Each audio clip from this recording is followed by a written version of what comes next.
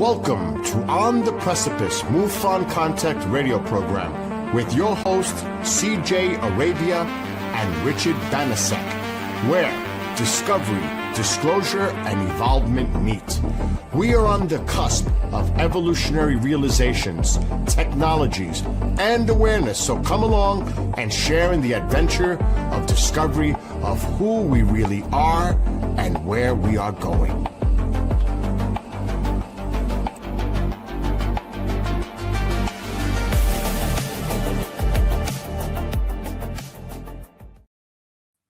Hello. Hello, everybody. Hi. Hey, how are you, CJ? I'm great.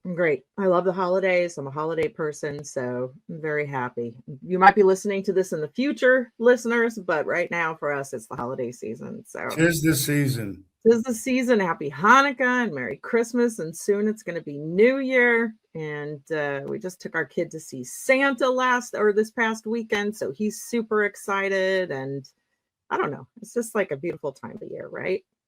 You know, it's funny that you say that. And boy, has time also gone so quick. I think this may either be our 11th or our 12th episode. Wow. So, I mean, that's just amazing and how time has gone, you know, and this actually a very enjoyable podcast that I think we've been a part of. So anyway, what's happening, CJ, in the world of CJ? In the world of CJ, well, my sister's reporting snow in Des Moines. My brother's reporting snow in Ohio. I just think it's all through the north. But here in California, it's a beautiful 70 degrees, as you might expect, with the sun shining. And we're just so grateful to everybody who's been listening to us. And we're so grateful for our producer, Bill Skywatcher Forte. You can find Facebook and TikTok. He's always going live, and sometimes I just watch him play video games and listen to his music when I'm getting breakfast ready in the morning for my family. And we're just grateful for all the work that he does for us and for all of you who are listening to us. And I'll just get into our MUFON announcements. So just remember that MUFON Contact Radio is available. It's on Apple Podcasts, Rumble, really anywhere that you like to listen to a podcast. You should be able to find us and subscribe. So please do that. And they're also broadcasting us on the MUFON YouTube channel as well. So we're just like everywhere. So find us, subscribe, give us a thumbs up, leave a comment. All that stuff helps. Thank you. Beautiful, beautiful. And we broadcast every other week. So if you're listening to us today, then 2 weeks from now will be the next broadcast, and you can mark your calendar. And I think our next guest is going to be Gino Marigalano. I can't even say my state director's last name right now. It's hard with those Italians, right? I also messed up Mary's name. SoCal MUFON. There we are. You can find us at SoCalMUFON.com, and we're on social media. We're on Facebook and Instagram, and we just appreciate you guys following us on social media, where we'll share links and stuff like that. But so MUFON proper, Field Investigators Wanted, right? I know you've heard us say this before. It's just part of our announcements. Wherever you are, MUFON is a global organization. We investigate UFO reports in every country, every part of the globe, and we always need field investigators. There's some places like Southern California, we have quite a few field investigators, but a lot of areas we have not enough field investigators. And if you're interested in that, if what we're talking about interests you in some way, and you'd like to do what Richard and I do, which is investigate UFO reports in your general area, you can go to MUFON.com and become a member. And then you can go to the MUFON Find a Chapter page. You could just Google Find a Chapter and it'll pop up. And you'll find the state director or whoever is in charge of your region. And you can shoot them an email and say, hey, I'm a member and I want to find out how to become a field investigator. Who do I talk to? And they'll just guide you through it. And if all that's too hard, you can always just shoot us an email at cjandrichard@gmail.com, and we will happily walk you through the process of becoming a MUFON field investigator.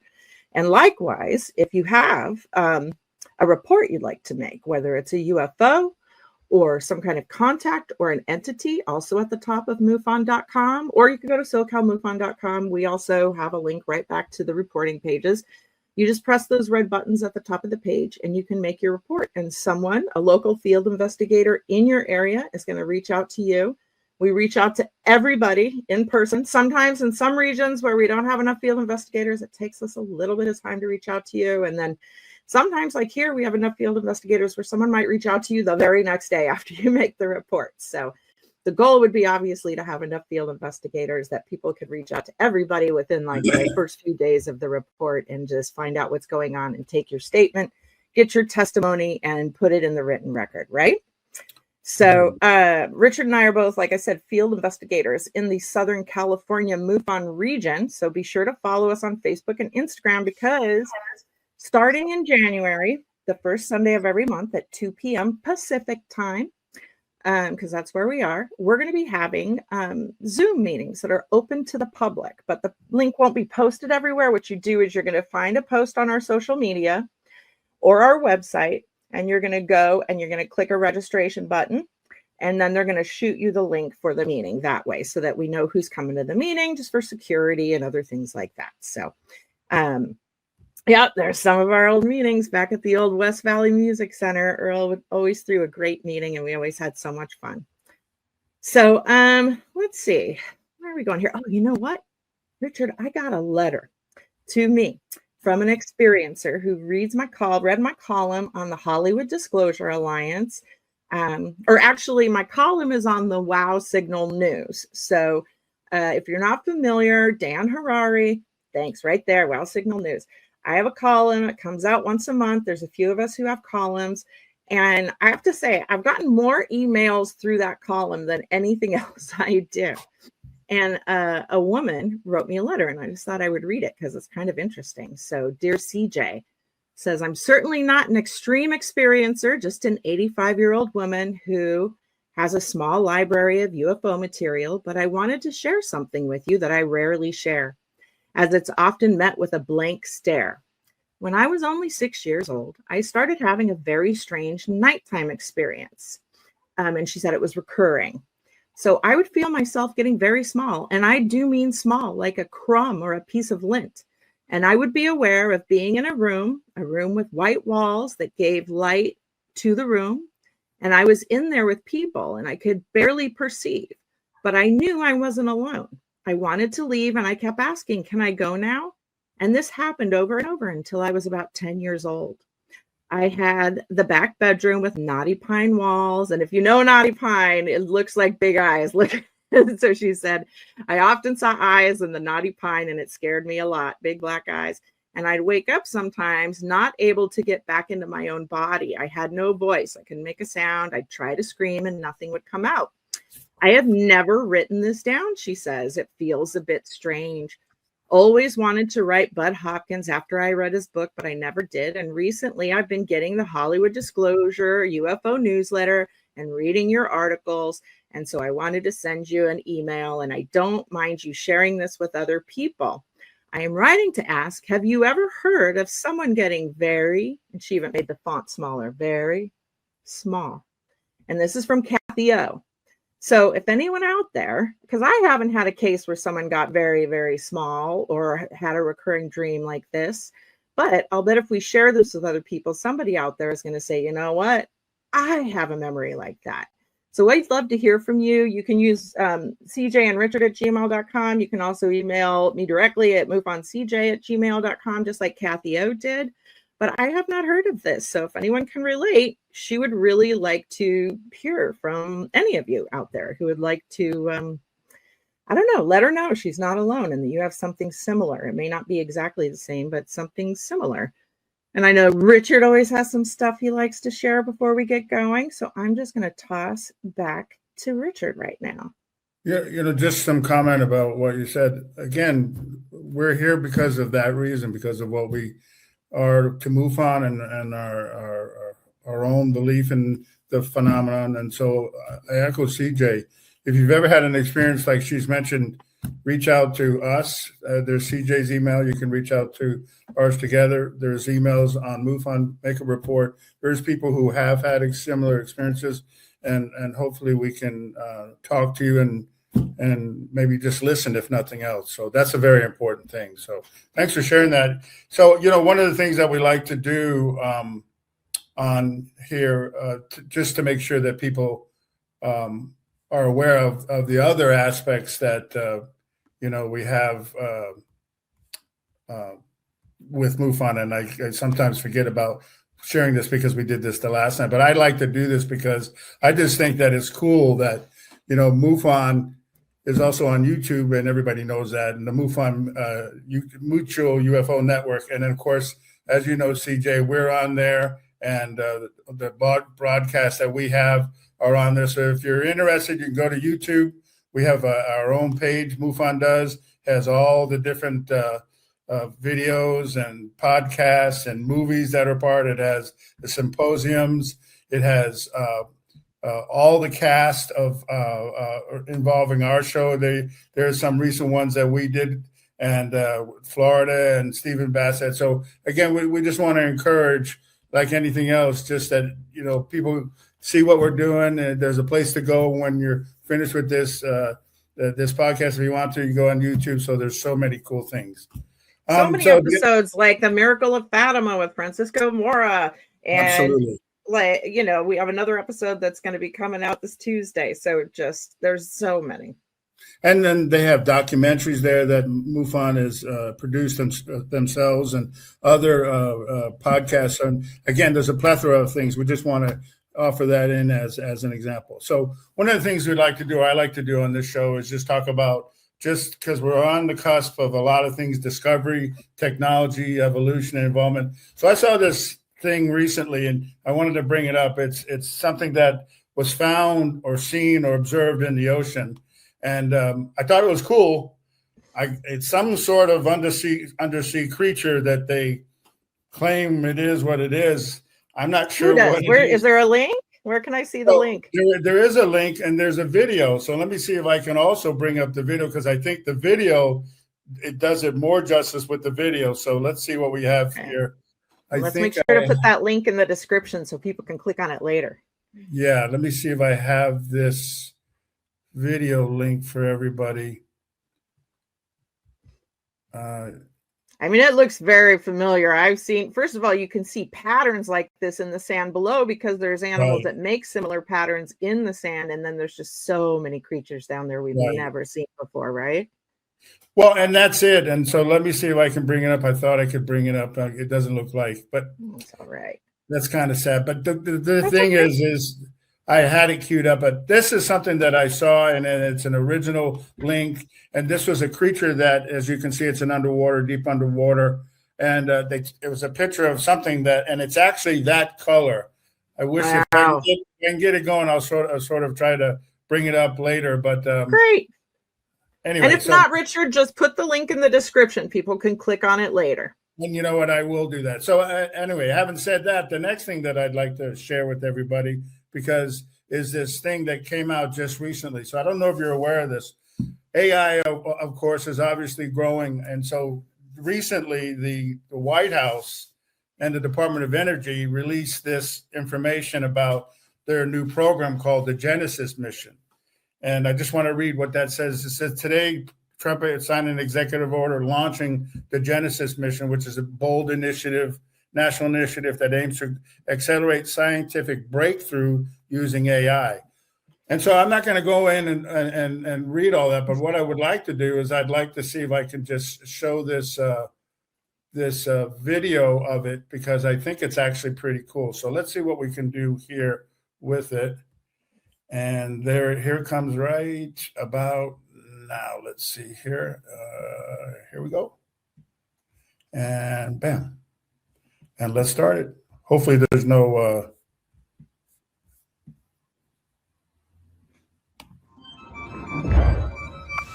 It's only about a minute. In every age, humanity invents new ways to see further. The telescope let us glimpse the stars. The microscope revealed the worlds within us. For centuries, thinkers like Leibniz, Shannon, and Turing dreamed of making all knowledge computable. But today, knowledge grows faster than our ability to understand it. Trillions of data points, a universe of information still unconnected. Now, a new instrument emerges, one capable not only of observing the universe, but of understanding it. Genesis mission will transform how science is done in America, uniting our brightest minds, most powerful computers, and vast scientific data into one living system for discovery. Built on artificial intelligence and quantum computing, it will radically redefine the scale, speed, and purpose of scientific progress in America. This is the work that will define our generation's legacy.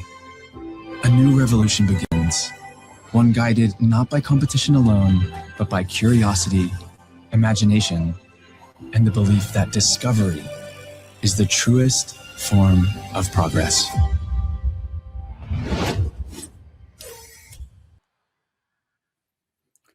I showed that because I thought it was pretty cool. So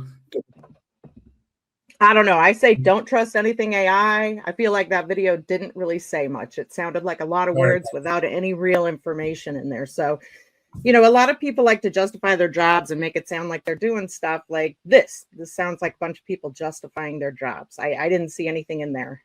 Well, again, the whole idea here for me to bring it up is this whole issue of AI and where we're going with it and how it's going to affect our world.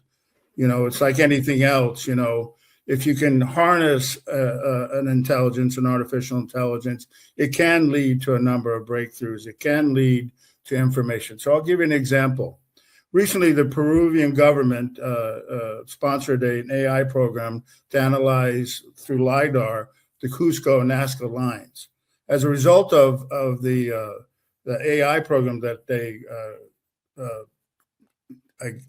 commissioned, they found an additional 312 petroglyphs in the ground that they never saw before.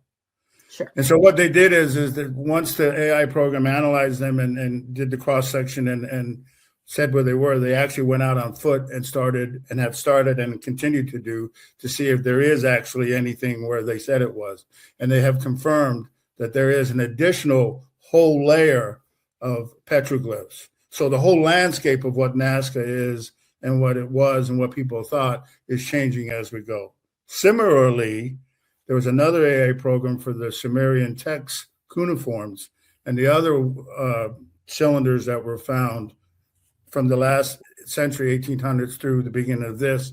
And AI has been used to see if it can determine patterns and reading it. So the point here is there is a lot of benefit. There is a lot of things going on. I find it kind of significant, cautious, but again, the idea is just the potential of a good part and not a bad part. And I know there's all kinds of controversy, but I just wanted to show it. I thought it was cool that the Department of Energy on their YouTube page, United States Department of Energy YouTube page that you can find on YouTube, put this on about 2 weeks ago. Well, I wouldn't trust anything from this administration, including the Department of Energy. So yeah. And so this is it. And again, you know, whatever you, again, I'm apolitical and I get everybody else's. I think it was a cool thing to just put it up there and ask people to understand that AI is here. It's here in many different forms. Whoever uses it, it can be used for all kinds of things. It is the future. We use it in the computers. We use it in our phones. We use it in our life today. So it is here. So how we wield that knowledge is obviously the question. So anyway, I just thought it was a cool thing. You know, the other thing that I wanted to make sure, because we often like to just have cases of interest.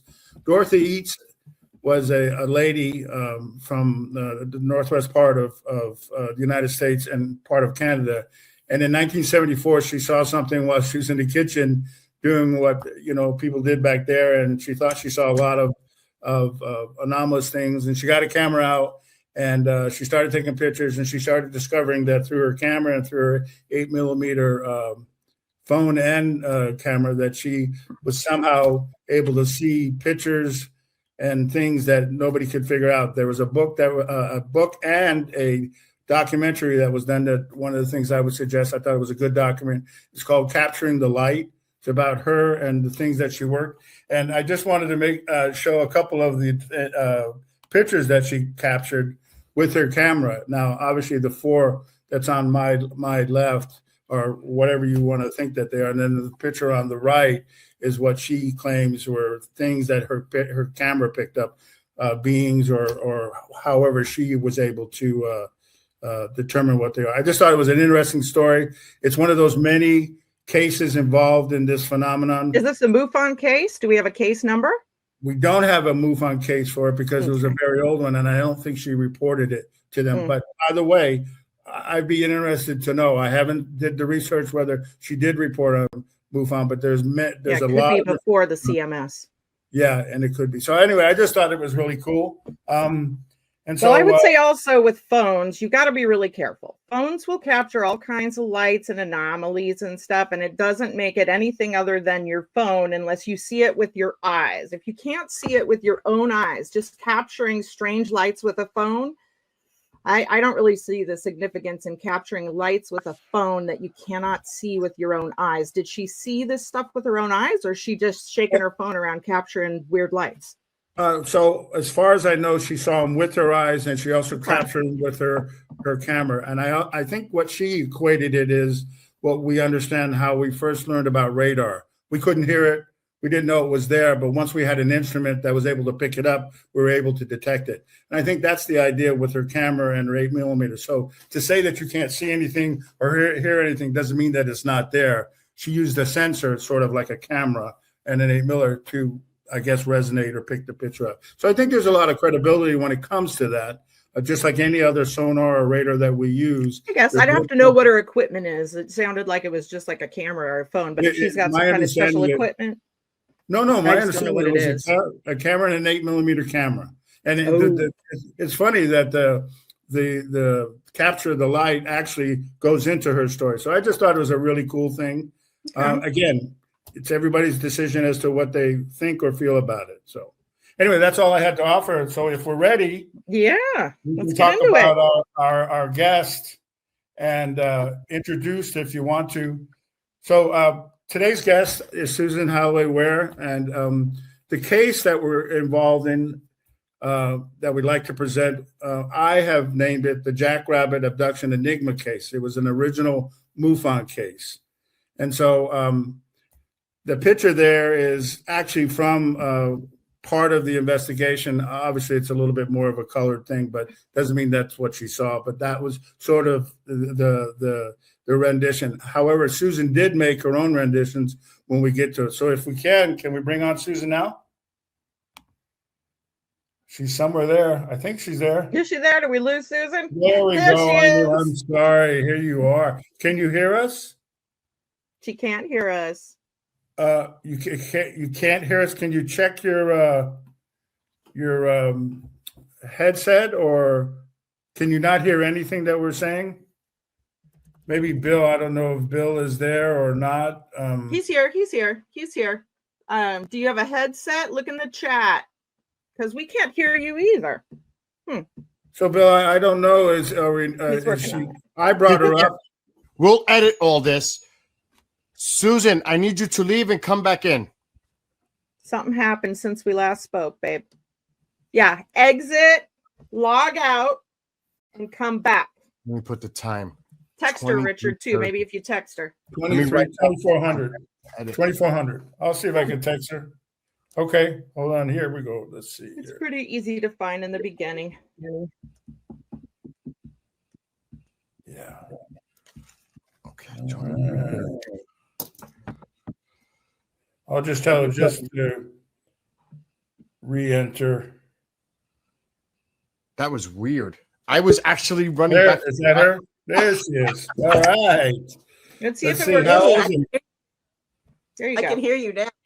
When you started recording, it cut off, so I haven't heard a word of what y'all said. But okay.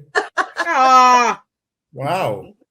All right. It'll be new to you when it's live. Then there you go. So Rich started off by just saying hello, Susan, welcome, because I'll just cut it from when you were segueing to get her on. Okay, sir. we're at 24:58 right now. Ready? All right, Susan, welcome to the show. Good to have you back again. I know you've been here in the past. So how are you? I'm good. It's good to be Good, back. very nice. So let me ask you, and I really appreciate you coming on, and you and I have had, I guess, a sort of a MUFON-based relationship, and then grown from there about when you originally contacted us and reported what has become for MUFON and for me the Jackrabbit abduction Enigma case. And I know it's been on other podcasts and even this one a while back, and there were some others ones that were very well done. But today we want to talk about that because I think it's a good thing to continually share with people who've never heard of it. I also want to talk a little about where you're at, where you live, your background. One of the things that I wanted to make sure, because I think it's an extremely important thing that we tell people. Susan is a veteran, and I know she's honored to be a veteran. So thank you, Susan, for serving your country and being a representative of what we have. And I have these pictures, and you can give us a little background. You're on top of a plane, and you're there with your buddies, and so let's go there. So tell us about this time in your life, and tell us what you were doing, and tell us about why you joined the military, because I thought it was really cool. Well, not to be a smart aleck or anything, but that one where I'm sitting on the wing, I'm wiping off bird shit off the top of the wing because it's the Admiral's plane. And he complained Someone's got to do it. He complained I had missed a spot and made me go back. So clean. That's what I'm doing. That was my important job, working on the line, flight line. Amazing. What a memory. So how old were you when you went in there? Where were you stationed? What was your job? Well, at first I went to, after boot camp, I went to Norfolk for 6 months, and I typed up the plan of the day for the commander, and I got really tired of that because I didn't want to type. I didn't want to be in an office. So I just asked in the middle of the night for a transfer and asked for Hawaii. And next thing you know, 2 weeks later, I was there in an aviation squadron with C-130s and C-118s, and it was the VIP squadron. So all the admirals and the high ups flew through that also. But I was the first woman on the flight line. There were 2 or 3 other women in the squadron on the other side of the squadron, all doing paperwork. And I just didn't want to do paperwork. So they put me on the flight line, and it was a great job. And most of those guys are still my best friends today. How long did you serve? Just 4 years. 4 years. And how old were you when you went in, and how old were you when you left? 18 to 22. And then When I was actually 17, but then they had a delayed entry back then. Right. And especially for women, just trying to find a billet for us. So I know in Southern California, there's sort of a Southern California voice, but you don't have a Southern California voice. You sound like you're a little bit from either the South or back East somewhere. So tell us a little bit about your family, especially about your dad and brother and their career, because I think that's pretty cool, because that's what probably shaped who you are. No, it's very funny because that's why it was so easy to talk with you, Richard, when you interviewed me, because my brother was a cop for 37 years and my father for over 20. So I was a little worried about maybe interrogation at first. And then after I met you, I knew that wouldn't happen. So thank you for that. So at Charlotte, North Carolina, and then I joined when I was 17. I had a pretty good childhood. I didn't have a great mother, but I had a fabulous father and a really great stepmother later. So, and sisters too. So it was nice. Wow, very nice. And I know they influence and were a big part of your life. So you're in San Diego. You're 21, 22 years old. You're living the life in Southern California, 1976, 77, 78. You're a youngster. And what I remember from our talk, and this is in the prelude to go into your experience, you did what everybody else did at that time. When you had time off, Oh yeah. you did things. And one of the things that you like to do, if I'm not mistaken, is you went camping. You Yeah. love to go to an area. So I'd like to go to 1977, and I want to talk about the event that previously to when you left the service, and then we'll go on from there. But that your camping trips and where you went and the people that you went with. So let us know, because this is part of your whole Jackrabbit Abduction Enigma event. So, Well, it literally just I've been camping my whole life. We were practically raised in a tent, and then once at 15 moved in with my father and my stepmom, we pretty much camped every single weekend. And in the summer, we would go camping and set up at the week after school, and we would stay the entire summer on the beach until a week before school. So it's not like we hadn't been outside all the time. And what do? You always look up, And of course, I was in the ocean a lot, so I was all about swimming with the dolphins, but nobody knowing it. So I would see them coming and, just kind of la-di-da, go out into the water very slow, and then swim with them. And that was always fascinating. And I knew if you shared it with somebody, they messed it up. So don't share it with anybody. Just go do it yourself. yeah. Because that's all I want to touch. They want to touch or lunge or, and it wasn't about that. It was just about just kind of, I think it was that free spirit. That's how it pretty much started when I was young. And it's always been that way. I had the visitations when I was young, but most of that I just kind of accepted as part of a life. I don't know if it was normal or not normal. I really just knew it had happened a lot. Yeah, kids' fantasy. And Yeah. we get that have experiences like CJ was talking about with the lady who wrote her. And, she was 6, 7, some are 4, some are 8. They see things, they play with friends, they do things. Yeah. And so, again, whether we remember those or they were just fantasies or they were make-believe or they were real, whatever. Yeah. As we grow up. But it was interesting when we were talking, you went out to the eastern part of the desert. CJ's from San Diego, but Yeah. there's an eastern desert out there, and it's an important place because we've taken many cases, and there's been many things on TV about Anza-Borrego. the Anza-Borrego. I got a lot of Anza-Borrego. I love renting a little cabin out there and camping.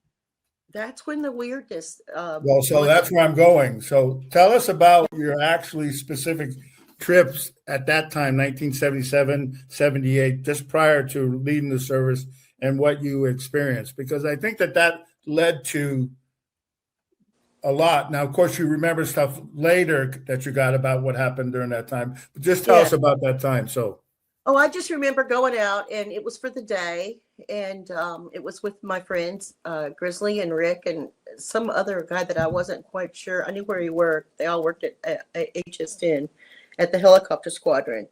But Rick worked at AIMD where I worked, and I had not been there a very long time because when I first got to North Island, I volunteered for small odd jobs, and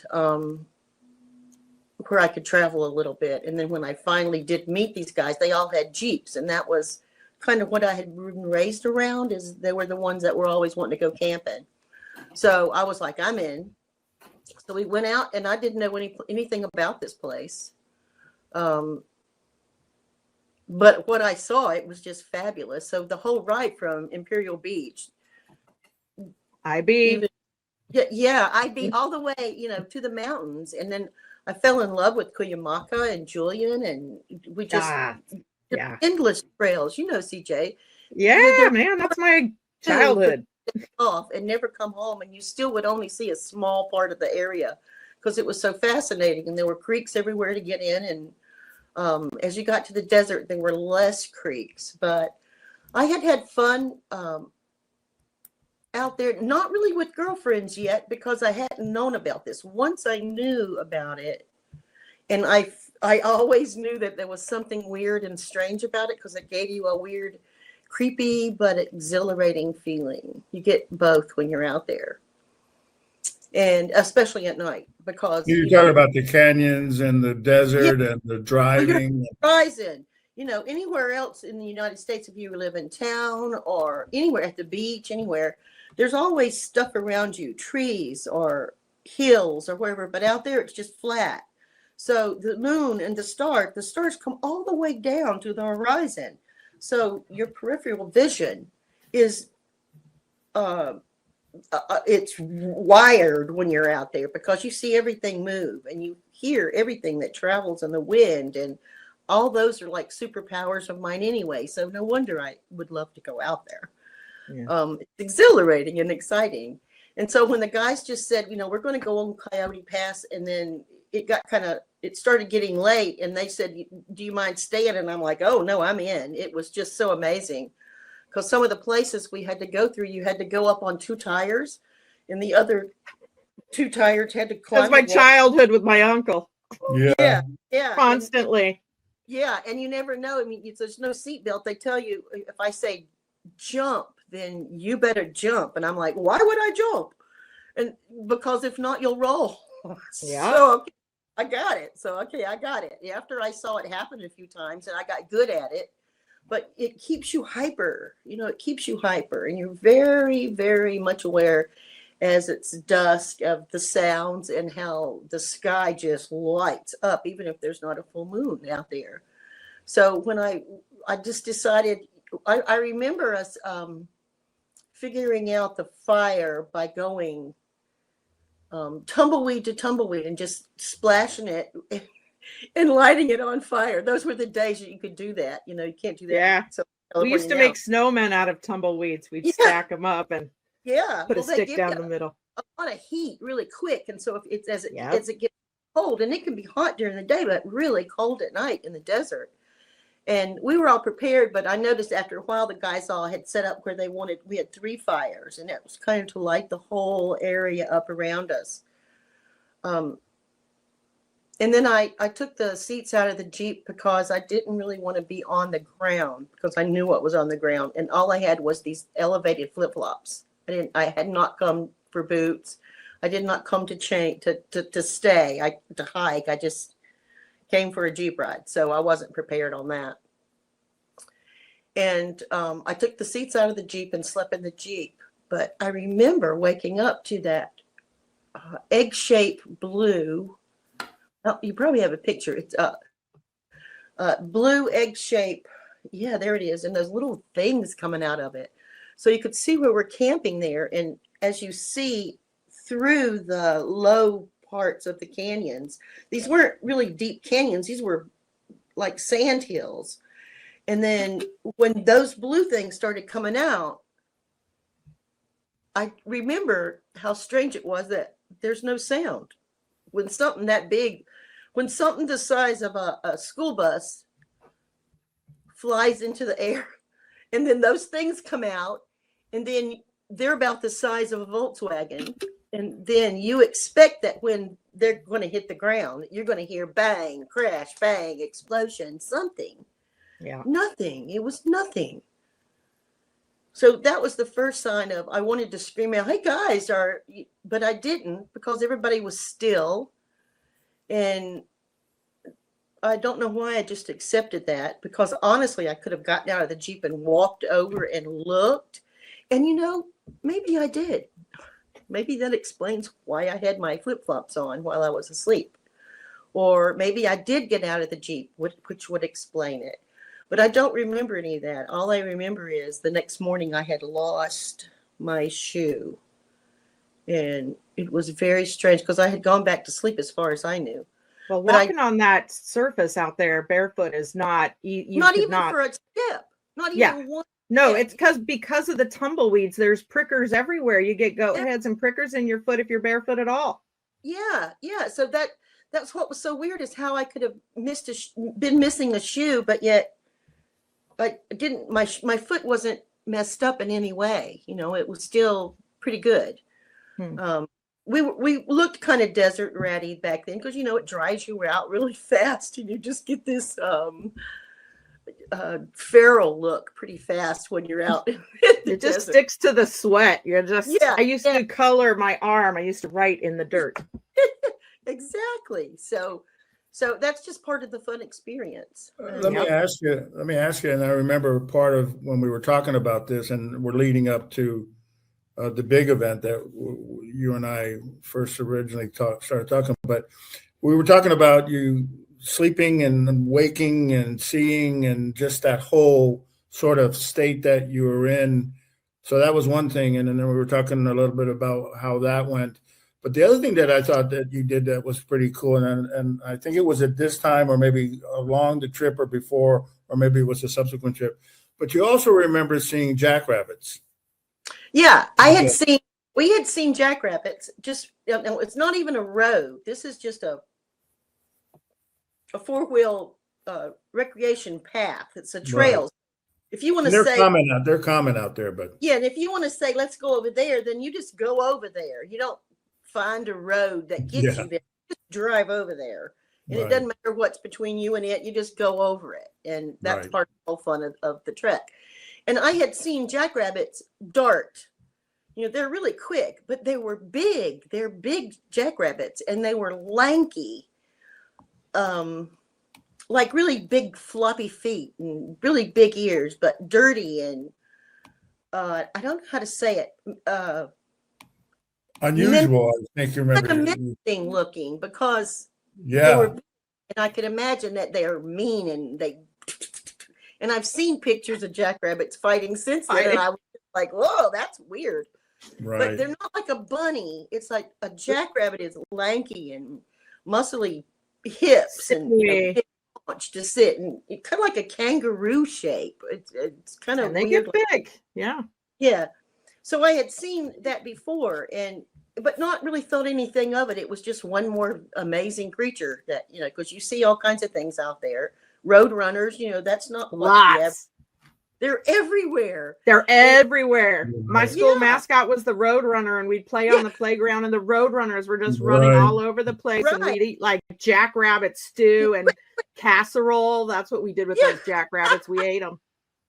It's just it's amazing how much it seemed to impress upon you later, as you in retrospect, besides that particular night and what you saw in the air. And so just to let everybody know, that picture that we saw, it was the one that you drew.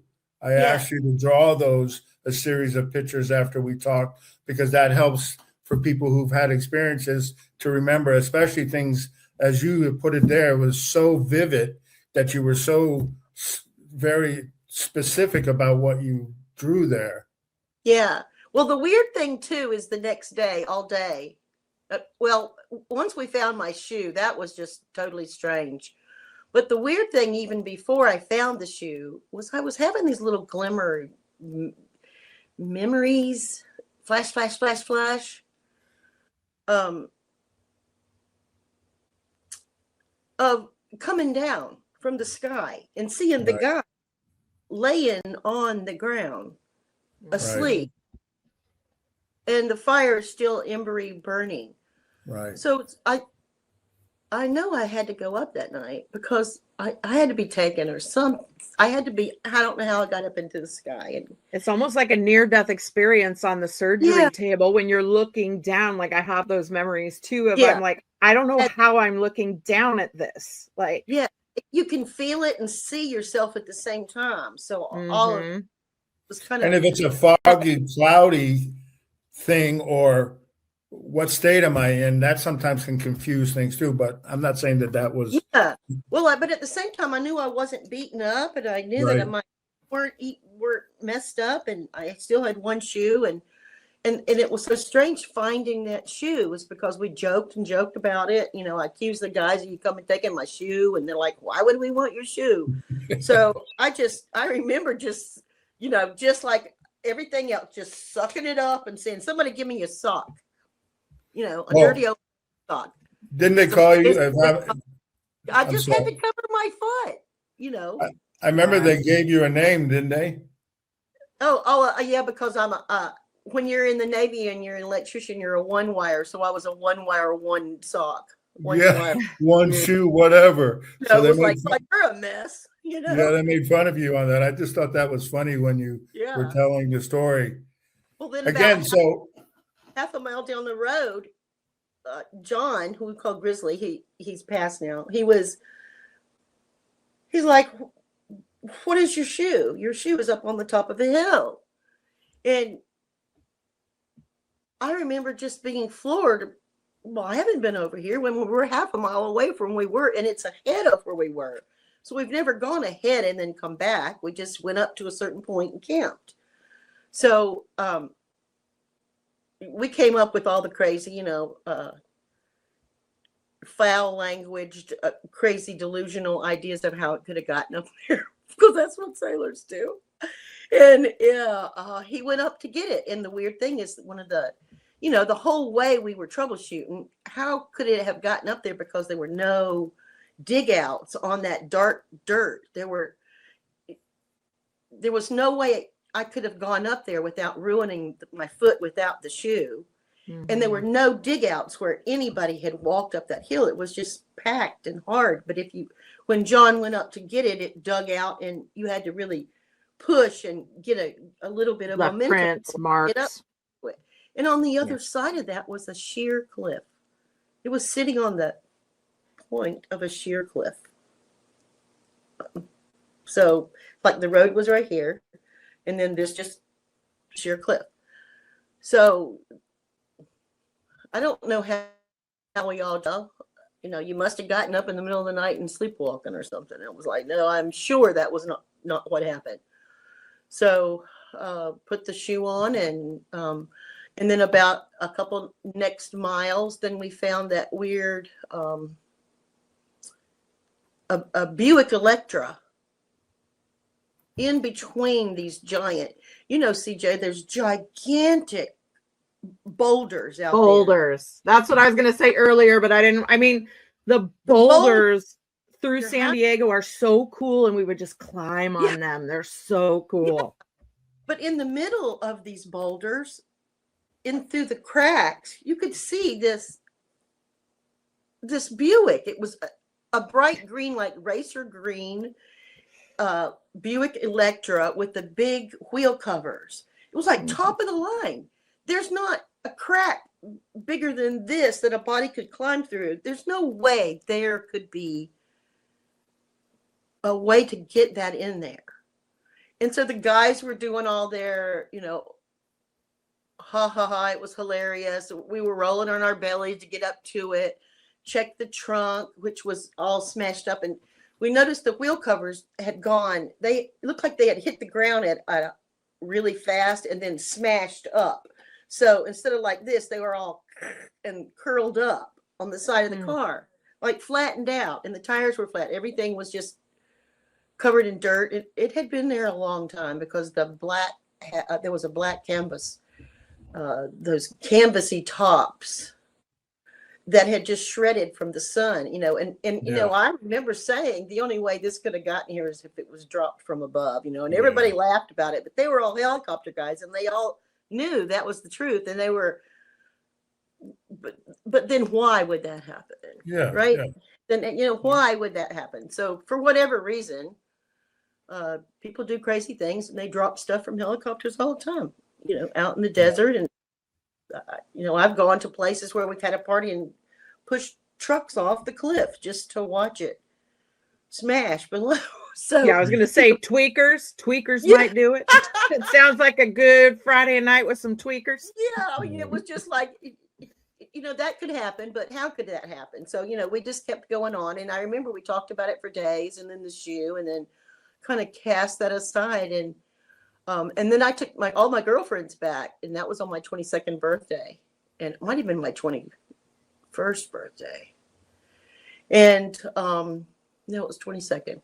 And they had hidden a birthday cake in the bottom of a cooler. It's 100 degrees out there. Who would ever expect a birthday cake?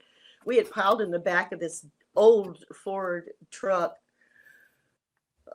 We call it Battlestar Galactica because it was just like a beast, and it went everywhere. We went every back road from San Diego over to the border, probably the desert. Yeah, every fire road. So a lot of times we would just travel for 2 days for the weekend and never even hit the pavement hardly, except just to get to that point.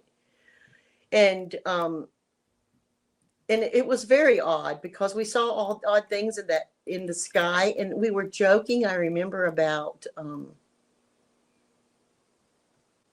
seeing things move, but there's militaries everywhere around there, so you see stuff move in the sky all the time. It's not unusual, but you couldn't hear a whole lot of it. It was pretty quiet, and we had dug holes in the desert where we saw moist spots, and it was not deep in the Anza-Borrego, but like right when you go in, and it still was on Cayeta Canyon, but right as you go in and get off the controlled area to where where there's still some farms and houses and stuff leading in. Yeah, and you see people occasionally, and we had gotten, and then we started having something called I forgot what it's called, but the truck vapor lock or something, if I remember right. And she said she'd had trouble before, so we were tired of going a quarter of a mile and then having to wait for the truck to cool off another quarter of a mile. You know, that's, who knows why we were doing that, but we were just having fun. Girls in the desert, no time slot. We just had fun.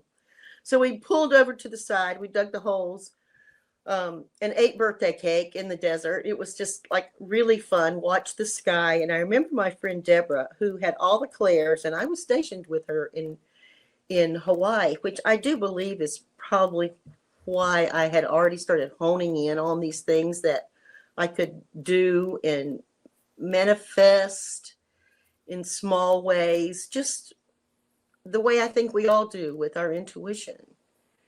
And she said, would y'all like to see some spacecraft? And we all looked at each other and laughed, and then we all went, no. Because it was a little eerie out there, kind of weird feeling. And so that area, Anza-Borrego, is just packed full of them. It is just something else. And it's so funny because when I saw John Yost's movie, and he was in Anza-Borrego when it hit him, and it scared him so bad, the memories that he got just from seeing that spaceship in the sky. And he was doing a cheers with his studio crew, and they were all out there at a house in Anza-Borrego, and he saw the light of the spaceship through his drinking glass and thought, how odd. And then it freaked him out because he had all the memories of what had happened to him. And so I understood the part of the movie when he said, I went into my bedroom and I got all the furniture and bombarded the door and just sat there shaking. Boy, I really got that, because sometimes you get those feelings when you're out there and you wonder, why am I freaking out? But what am I afraid of? But you know that there's something to be afraid of. But well, I mean, you know, that area fear, it's not a fear necessarily. It's a knowing that something different is there. Yeah. Yeah. And that's one of those areas, and many people have gone out there, like CJ and you have both said. And I actually was stationed in that area with the Border Patrol. Yeah. And for those of you who are listening, the area that she's talking about, Anza-Borrego, is a pretty big area of the southeastern portion of Southern California. It runs all the way to Yuma, Arizona, and it runs all the way up to, including the Salton Sea, up to the Coachella Valley, Indio. The main road that goes through the center of that is called S22, which actually goes from Salton City over to, actually gets to the road to Tecate. And that's where we would get gas, Tecate. And Otay Mesa. Otay Mesa is over there. Yeah, Otay. So a lot of folks would come up. Otay Mesa, yeah. Imperial Beach. I used to go out there when they had all of the gliders, and we would go out and sit on the hills and watch them launch those gliders and watch them glide down. Right. Otay. Yeah. So the point is safe now, but it used to just be the place to get away and go, and it wasn't. Yeah, and we took many cases, and even in the patrol, there was a lot of strange things, because one of the things that you had said, I remember I used to sit on the back of my patrol car at nighttime because it was hot in the middle of the summer. I could not believe the way the sky looked. Yeah. You would see it move. It was like encapsulating. You could see forever because it's Yeah. just all fat. So, clear and it's just a beautiful place. We're going to go to break here pretty soon, but this is a transitional point for where I would like to go, because as you have ended your time with Borrego and got out, your adventure starts that you and I have come together. And just prior to us going to break, I want to make sure that people see what we did. In this particular case, MUFON, Susan reported her case, and she'll tell you how she got to MUFON.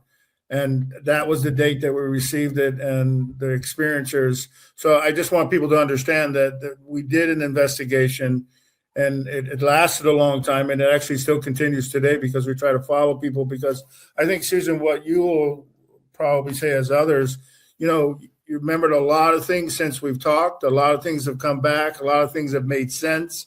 And now you understand why maybe that was then, and maybe I didn't understand it now, like you're talking about Borrego Springs. Well, you understand those things now because you've looked at them in hindsight, and you've looked at them and say, oh, that's what that was. That's the reason why, so it's an important aspect. And just in a minute, we're going to go to break, but it's a good setup because now you're 22, your time in the service is up, and you're thinking about what you're going to do with the next portion of your life. And as best I understand, you and your roommate are going to, as you say, road set up trip, Thelma and Louise. That's right. We're going to talk about, that road trip and what it means in our next hour or segment. Well, I'll say, you know what, Susan, too, because that's that time frame.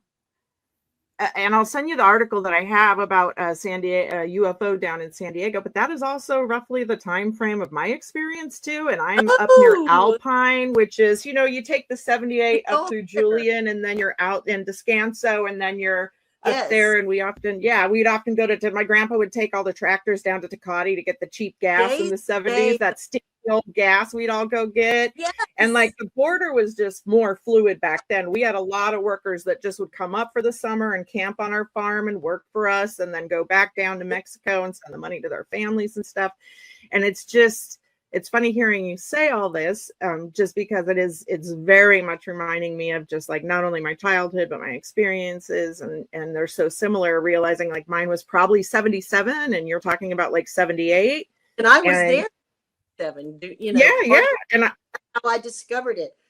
On the forest roads, in the truck, just meandering for days, and then just pulling over and camp it, and then get back on the next day. And that's how you see the world. And that's what we did, the whole San Diego County, which, probably 5 or 6 different ecological systems in that.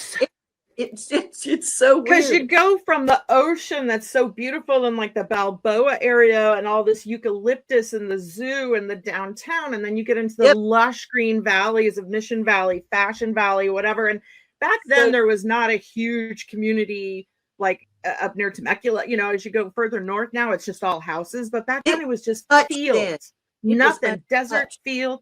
Exactly, right?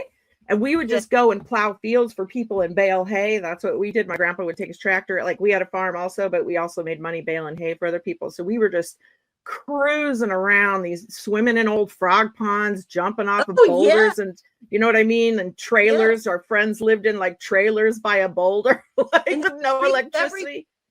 There's creeks everywhere. It was like it's where you want to go if you just don't want rules and instruction, and you just want to see real nature at its absolute finest. And when people say, how did all these things happen to you? Well, if you just sit in the city all the time in your home, it's not going to happen. But when you go out, whether you're looking for it or not, it's going to happen. But if you start looking for it, then it's really going to happen. Yeah, get out there and wander. And if anyone listening, if you can go to Anza-Borrego for the spring, like right now is the time you book a campsite, because they're going to be gone in the spring, to go and see the poppies and the wildflowers bloom. Blooms. It's one of the most fabulous things on earth. The most beautiful, so beautiful. And there's cabins you can rent. And we do get a lot of reports. I know when we go camping, I'm always staring at the sky, but of course nothing happens when you're just like, staring, waiting for something to happen. But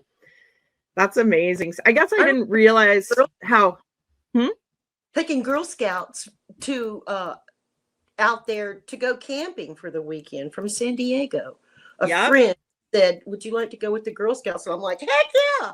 Because it was so much fun. But it was so odd when you're with the Girl Scouts, and then when you're just with your people. What a difference!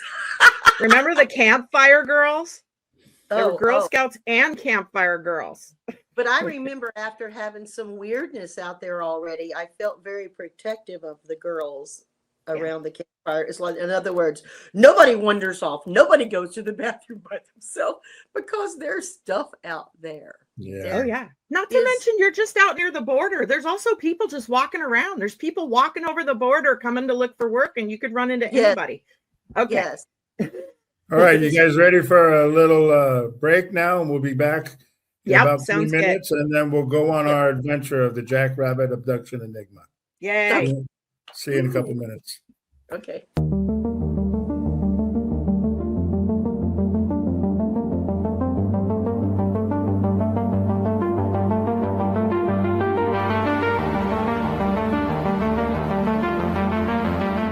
Hold on to your seats, Cosmic Explorers. KGRA Digital Broadcasting, the unrivaled #1 source for raw, uncensored paranormal and UFO talk radio, has just unleashed a sizzling online merch store. Stay cosmic on the move with accessories, rugged phone cases, vibrant yoga mats, and notebooks perfect for jotting down UFO sightings. Ignite your obsession with the unexplained through bold, exclusive gear that demands attention.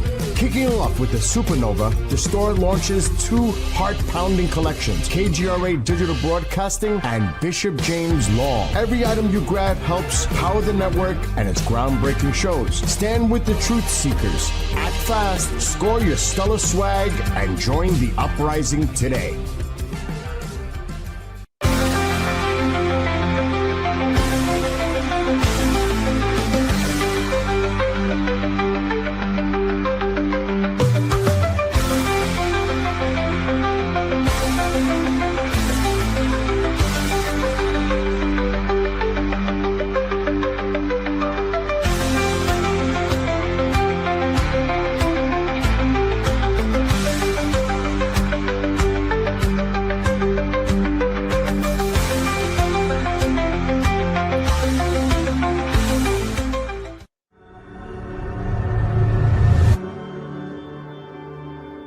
MUFON is the voice of thousands of like-minded people who want to see change. We speak up against UFO secrecy. We engage governments and agencies around the world on the topic. We share information with the public through our journal, website, newsletter, social media, and even our own TV channel. When you join MUFON, you add your voice to the cause. Few things are more important in our time than understanding the UFO question. Join MUFON. Find your friends.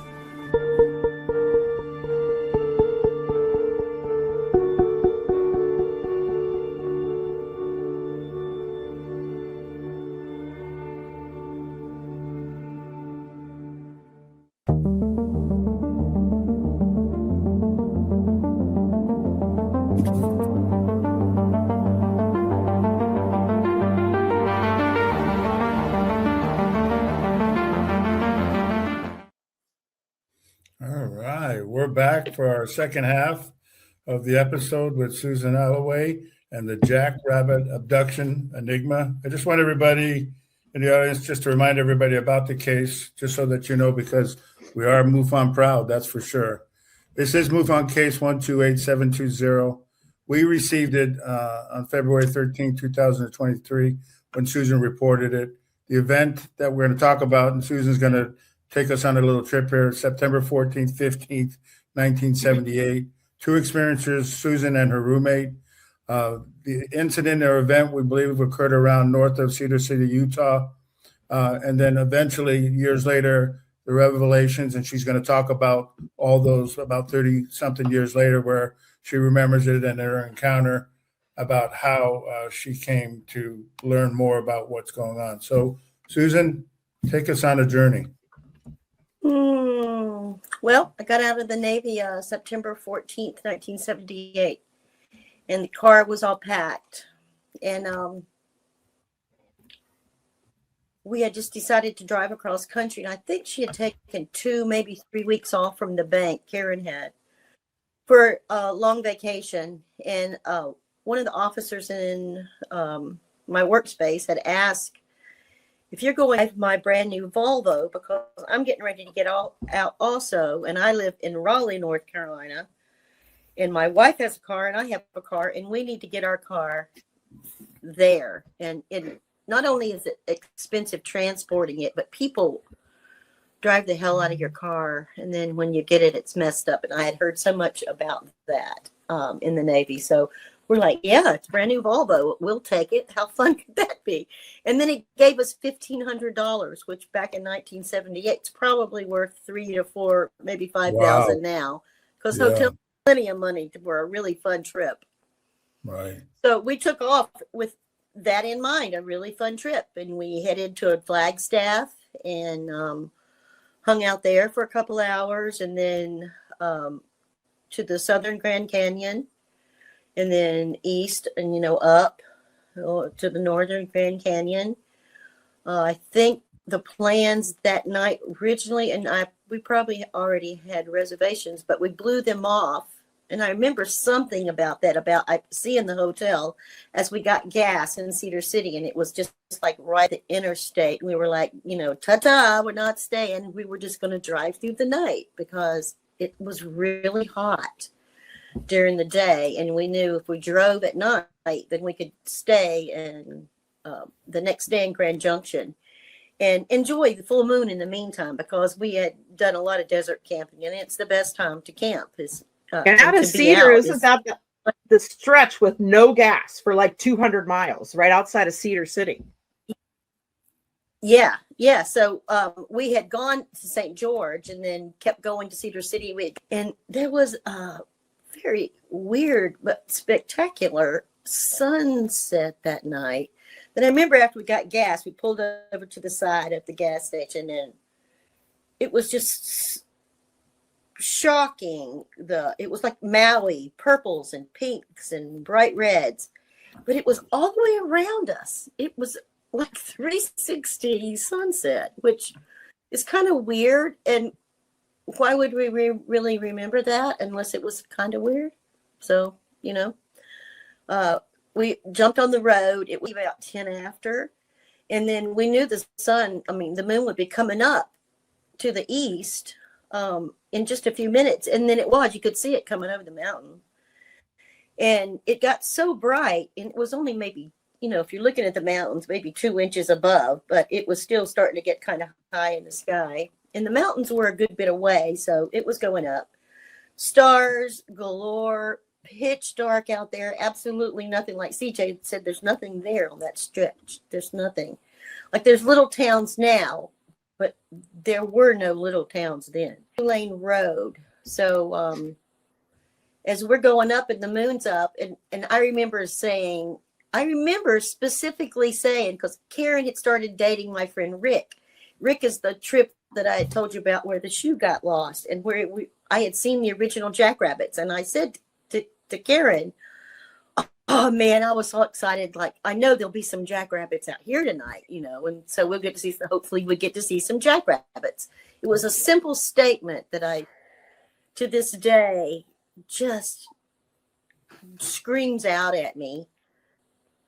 It was, I remember when the moon came up, we were driving with the lights on and off. We'd turn them completely off and drive. It was so bright that you could see the road, and you could see little shadows moving. And, of course, you'd always wonder what were those shadows. And then we'd turn it on for a while. It was only about 10 or 15 minutes that we were doing that. And I remember, it stands out so odd in my mind that I even remember that we were listening to Dr. Wu. That's how weird that this is. it just blasted in my head because it was blasting with the windows down, and all of a sudden the moon's gone. Oh, wait a minute. Oh, that's weird because the stars are going too. So Karen's, looking up, driving. I leaned my seat back. I stuck my whole body out, like a dog with the hair blowing. No moon. None. It was completely pitch black, except for our headlights on the highway. Blue, I remember us talking about it. We got to pull over. We got to find the moon. Like, it was scaring me. I had this fear that sits, up in your throat. Because that didn't make any sense. Even looking over to the left, thinking maybe he had already gone up and gone down. That's just bizarre, those thoughts, to even be having them at that point. But that's what all was going through there. And it was frantic, like jump out of the seat, crawl around the car. Look, all of a sudden she came to a stop, highway, in the road. And there was not another car around. That's exactly how it looks right there. That is the road. That's the picture you drew. Yeah, and the one beside it's exactly how it looked. So you could just see forever. And we just stopped, and next thing you know, now you couldn't see the moon because it was pitch dark, but that's how it was before the Jackrabbits got there. That was the view, the last view in my head. Then everything was dark, and we stopped in the road. Specifically remember getting out, but I remember once I was already out, walking past the front of the car, and Karen came around the other way. And in front of us were gigantic jackrabbits, maybe 3.5 feet tall, 30 or more, covering both lanes. And they were all looking away from us in various jackrabbit-y kind of positioning. They were moving, that they were jackrabbits. In our mind, they were jackrabbits. And at that split second, the light came down from above, and it was this milky white. You could see completely through it, but it was not a thin light. It was a thick white, pure white, the brightest white. And I still have trouble with my eyes to this day because ever since then, I have to wear sunglasses a lot. I can't stand glare. But that white light came down. And at that split second, the reason I remember, it just flat went silent, and the lights went silent, and there was absolutely nothing but pure pitch black. And we know where we're standing in front of the car, looking at the jackrabbits, and then everything happens, and then all of a sudden they all turned around at the same time, just turned around to look at us. And they weren't jackrabbits. Then they were just gray aliens. And it took me until to be able to say they were gray aliens. And the only reason I said it's because Karen, when I talked to her on the phone, she said, "What was it? What was it?" And I said, "Gray." And she said, "Gray aliens?" And I went, "Oh my God, I can finally say it," because she didn't remember the gray aliens. And she just stopped in the road. And then the second we saw the gray aliens, my throat's drying up. Sorry about that. We woke up in a diner in Grand Junction, Colorado. Like this. Woke up looking at each other. And the waitress had said, "Time to wake up, honey." And I always get this way when I tell the story. Sorry.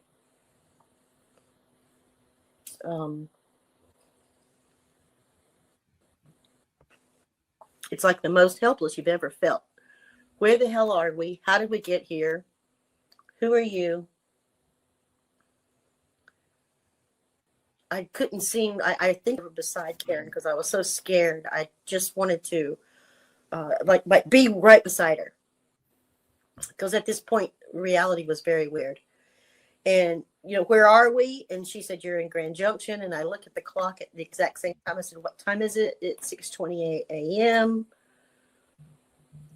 How did we get here? And she pointed, she was driving. Karen was driving. She pulled up.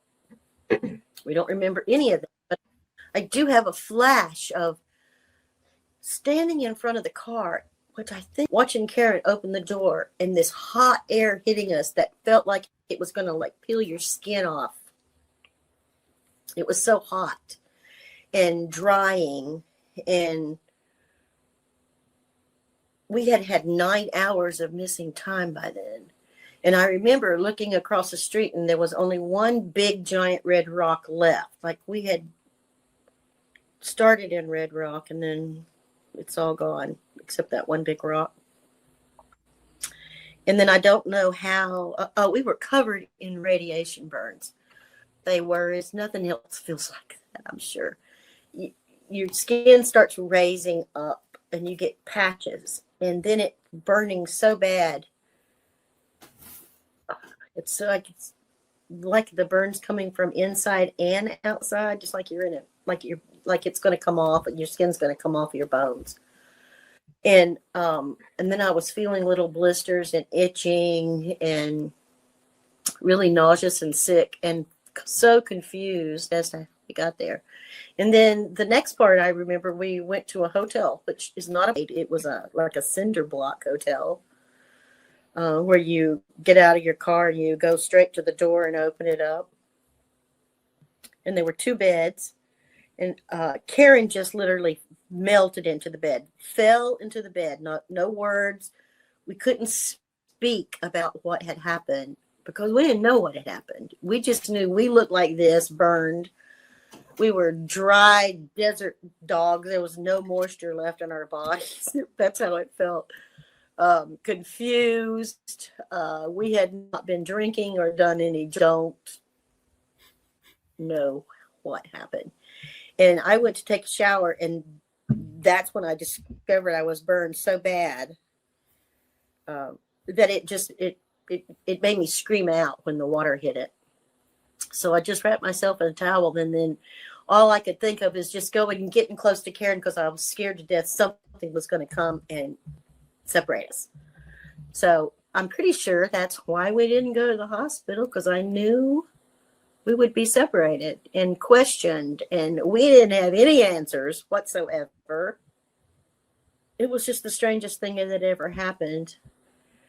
And we slept for probably 20 hours until later in the day, and then went to sleep for the whole night, and then got up the next morning, and we were going to leave and go to Denver because I had friends in Denver from the Navy.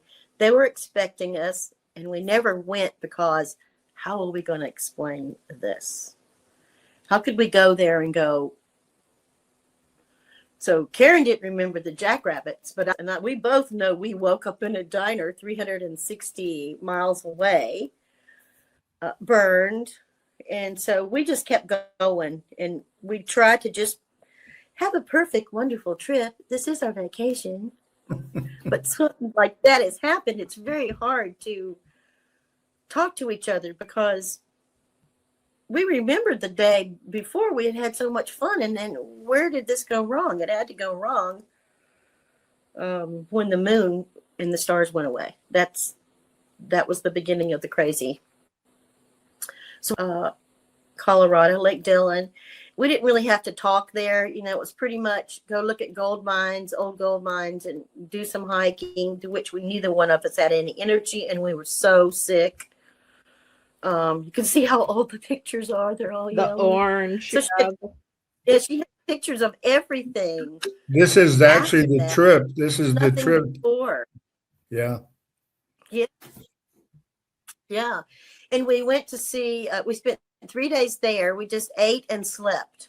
Ate good food and slept. Did a little bit of hiking. Tried to talk to each other about what had happened. It would only come to a certain part of your mouth, and then the words would not come out. It would sound like that, because you couldn't get it to come out. You could see it in your head, but you couldn't talk about it, and it would make you nauseous and weird feeling in your head. So there was no fighting that. It was just, I don't know what that was. And to this day, I don't know what that was. It was some kind of comatose state or something. And of course, we didn't tell them about that part. But I remember they were always like, "Oh my God, what happened to you?" Because we were so, that's that desert dog look, like, where have you been? Well, we just blamed it on, we've been driving across country for 3 or 4 days and we're worn out. That was easy to do that. But I remember I wore long sleeves a lot, and a turtleneck if I could, because I had a scoop mark. It's still there on my neck.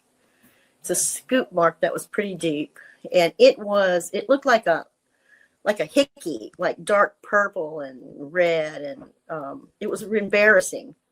I also had marks on my back, but I think I mainly was a little quiet and standoffish because I was burned and sick, nauseous.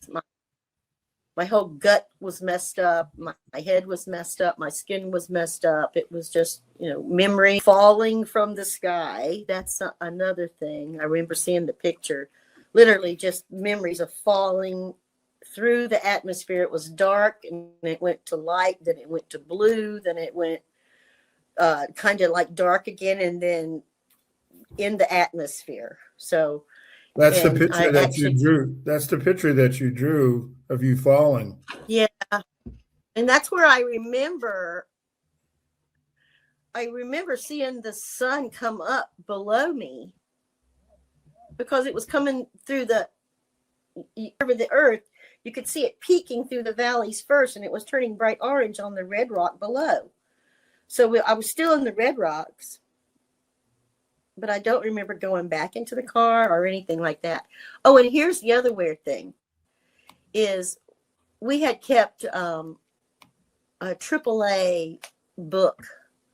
So it has your mileage, how much you paid for the gas, how many miles you had gone, where you're going to stay. It was kind of like a pre-planned thing, and we had gone to AAA and got a triptych. So a book had everything in it, every plan that we had, little things that had happened. And I lost that book in the 90s in a move that it was left in, I think, in the attic of a house, and just about kills me because I wish I had had that book. It had all of the weird notes and everything in it. But there was something else I wanted to tell you. Oh, so that morning that we had woke up in that strange hotel before we had gone to Dillon, we got out to the car, and here I am, just the natural thing to do. It's hard to talk. Let's figure out the mileage. There was no mileage. It was still the same mileage, a tank of gas. Because that's like a 5-hour drive from Cedar to Colorado. It's almost 400 miles. Yeah. That's like a long time. Yeah, that should register. We had to go with us. So more than likely the car was probably picked up with you and transported. And I don't know where that down, but I know the lady at the diner said you pulled in and she was driving, and that was like 15 minutes ago. So 15 minutes we had slept. So you wonder how that car got in the rock there in Anza-Borrego, huh? Could have been right. Same, right. There's only so many ways that all that could happen. And me falling from the sky, Karen wasn't with me then, but that's just really weird. But I remember when I figured all that out, she was already driving, and I just couldn't even speak it because it was so shocking. Looking over and getting that mileage, and wrote it down, and I just handed it to her and showed her. And all she could do was just. How did you, think about that. How do you reconcile? Of course, you already were dealing with whatever else was going on and the effects. How do you talk about it? Yeah. How do you reconcile that? beaming up, that's long before beaming up. We didn't even know about that stuff. So it's obvious that we had been taken. We tried to figure out every scenario, but we didn't speak those scenarios in any way beat up or anything. But that we knew at the moment,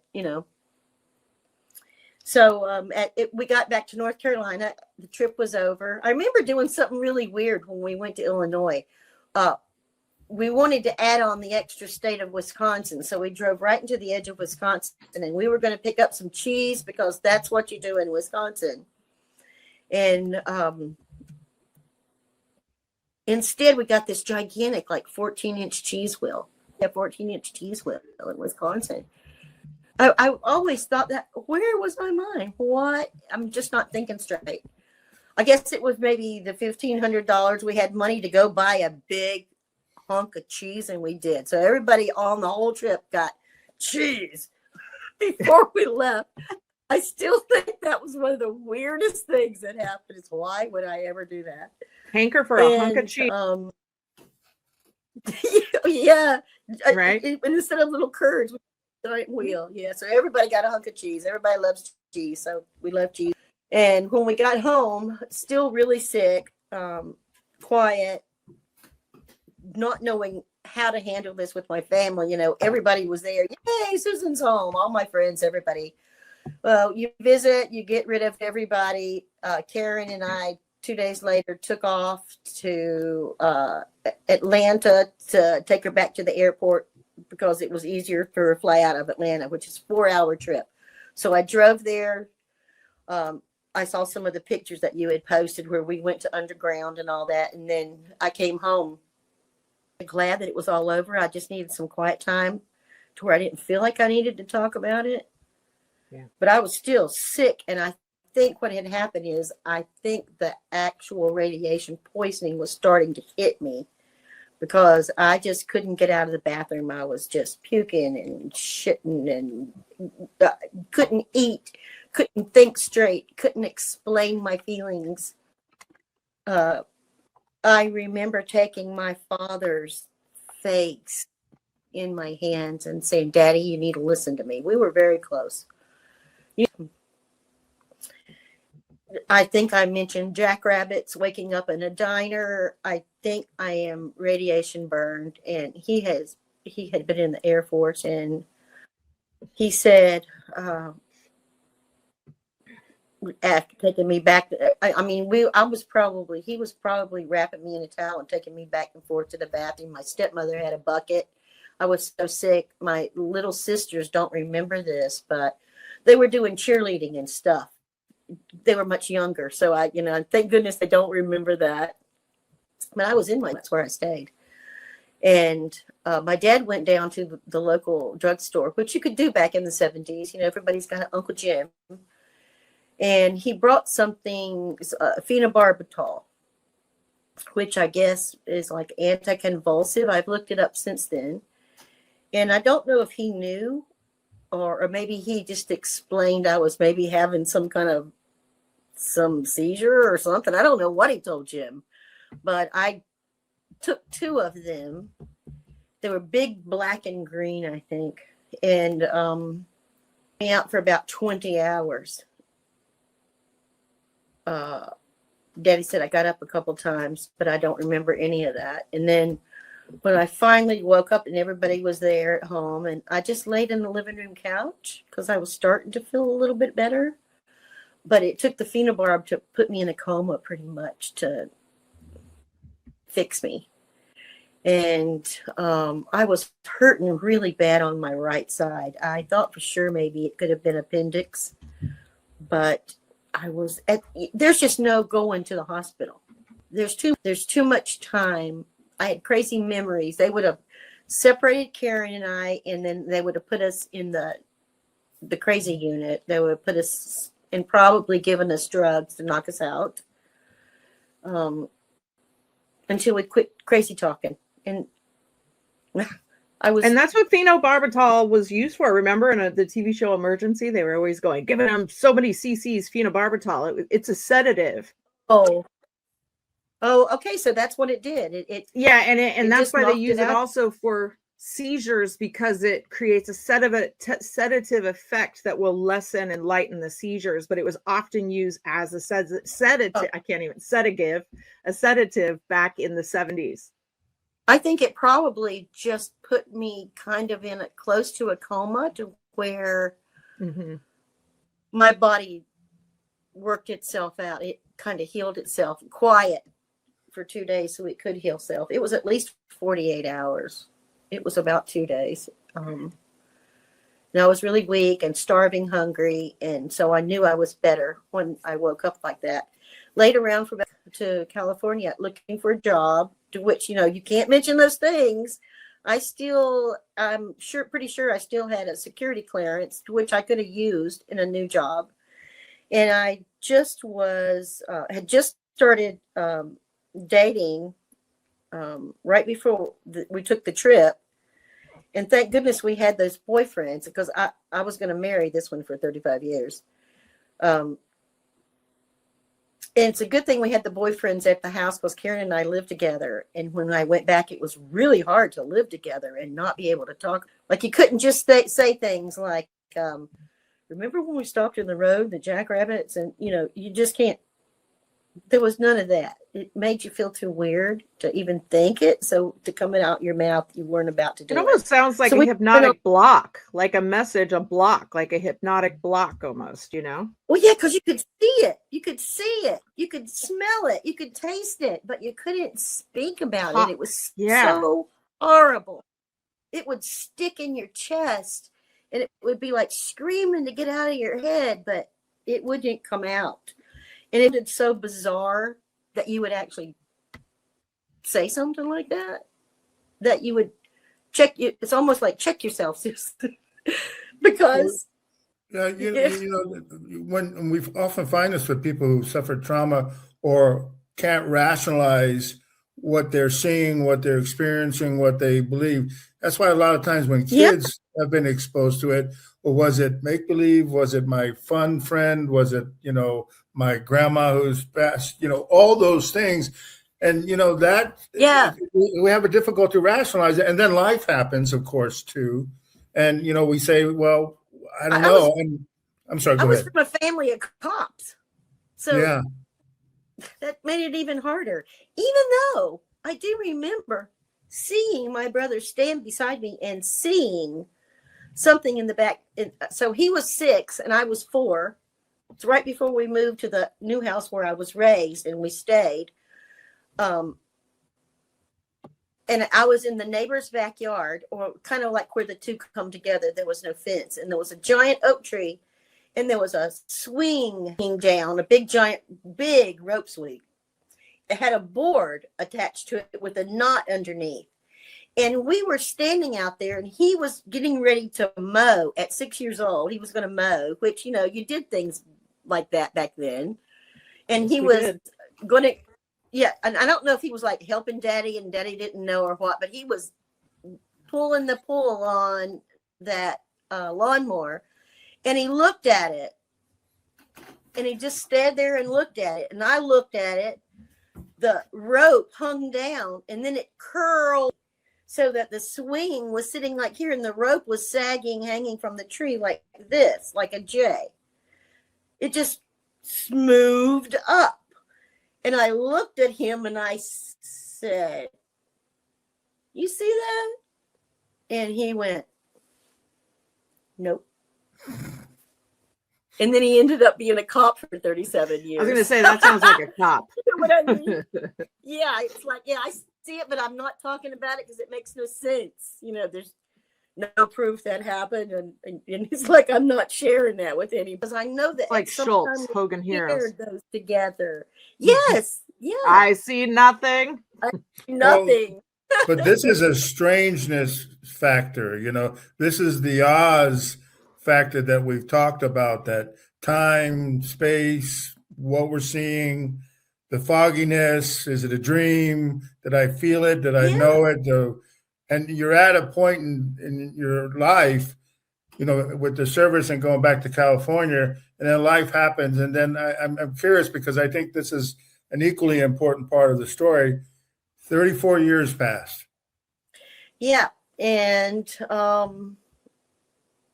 I had my second child. I had 2 miscarriages shortly after this whole thing happened when I got back to San Diego. Chuck and I got married. Well, this happened September 14th. We got married December 31st. So we only knew each other 6 months. I still wonder if maybe I was just scared to death to be alone at that point because of what had happened. It was just a very strange one. Ever wanted to be alone. I'm just the opposite now. And now I love my alone time. It's like the best thing in the world. But before, it wasn't like that. And we had 2 children. And I got really sick. My guts got sick. And I went to the doctor. I had lost a whole lot of weight while I was pregnant with my son. Like 20 pounds, losing 20 pounds while you're pregnant is opposite of what usually happens. I was really a doctor, and he said, you know, I think we're going to have to do a hysterectomy. And I was like, good, let's just do it. And next morning, after surgery, he said, I really got some questions. And okay. And I remember I was pretty hepped up on pain drugs. And for some reason, they've always made me, instead of lethargic, they've made me like hyper and act different. So he said, everything went fine, except I found something that I've never seen before. Said, your appendix at sometimes has ruptured. And I don't understand this, but it had been cleaned out, rolled. He went like this, rolled up, and your fallopian tube, which is kind of be a tiny little like hair size, tiny, had been attached to it, and then a seam. He used the words high heat cauterization. And on top of that, you have no scars. So how, and your right ovary was missing. Missing? What do you mean? But I wasn't about to go into that because I knew, 1978, it's come back to haunt me. It was like every alarm went off. And he said, I'm just so confused. You have no surgical scars, but your appendix has ruptured. And then here's the weird thing. He said, and I don't include this sometimes, inside your appendix, there was a sack of pellets. And that just like shut me down. Oh my God. I've got a foreign object in me, a sack of pellets. So, I just went, like, la-di-da. Oh, well, I'm kind of hurting and I'm ready to turn over and go to sleep. And that was like it. Next morning, before I left, same thing. I'm still really confused by this. I've never seen this. I don't even know what to say. And I was like, I don't know what to say. Trying to figure that one out. So no scars except the one he just made. But yet I've had some major surgery inside. And I actually asked, so what do they do? Just send that pack of pellets out? Because what is it? And he gave me a couple ideas of what he thought it might be. And it's really weird because Gray and I had talked about this, and in him being a nurse, he knew something about this and then said he had a couple ideas about it too. But it was just so strange that I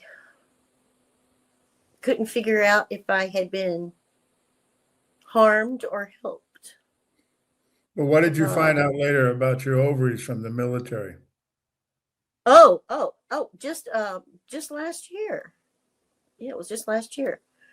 I moved in July and it was at the other house. So it was just last year, maybe a year and a half ago. I had gotten my medical file from the Navy, and in it, I had when I was released, when I was honorably discharged in '74, it was in my folder that I had been having trouble with that right lower quadrant, and they couldn't decide if it was a cyst on that ovary or if it was appendicitis.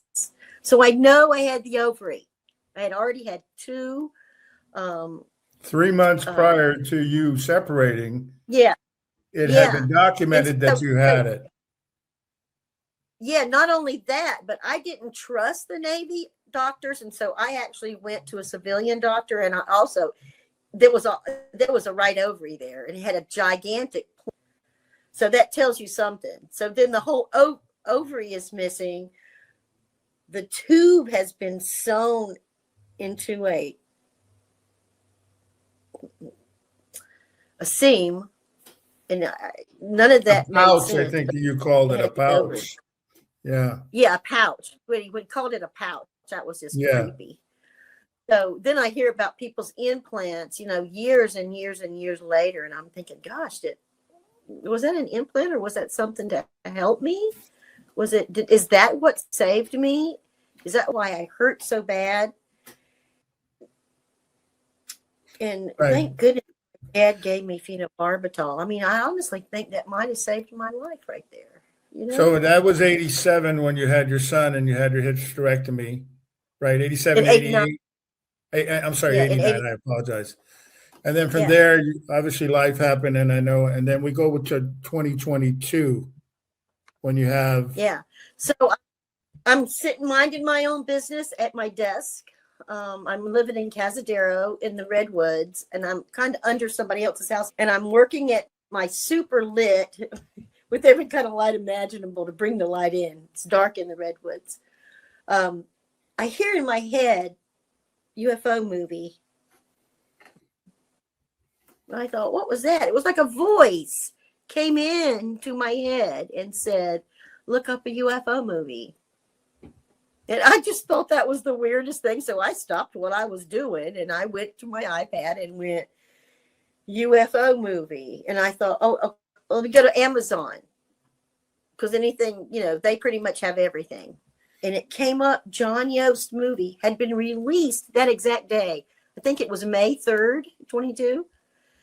And it was Alien Abductions Answers. An Abduction Answers. And I thought, oh, what the heck?